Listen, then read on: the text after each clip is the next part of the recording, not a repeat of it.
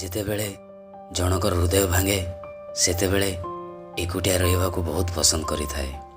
ଦୁନିଆର ସବୁ ଖୁସିଠୁ ଦୂରେଇ ରହିବାକୁ ଚାହେଁ, କିନ୍ତୁ ସେ ଯାହାଠୁ ଧୋକା ଖାଇଥାଏ ସେ କିନ୍ତୁ ଏହି ଦୁନିଆରେ ସବୁ ଖୁସିକୁ ନିଜର କରିଥାଏ।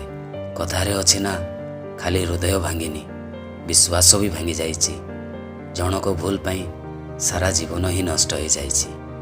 ଏହି ମନ ବି ଅଜବ ଅଟେ, ଯାହା କଥା ଭାବିଲେ ନିଜକୁ କଷ୍ଟ ଦିଏ ତାହା କଥା ହିଁ ଦିନ ରାତି ଭାବେ।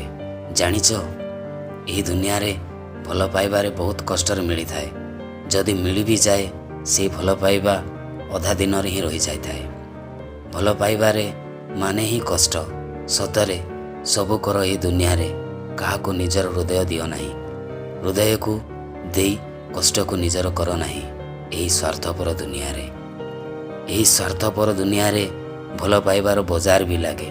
ଏଠି ଭଲ ପାଇବା ମହଙ୍ଗାରେ ମିଳେ, ଦୁଃଖ ଆଉ କଷ୍ଟ ବହୁତ ଶସ୍ତାରେ ମିଳେ।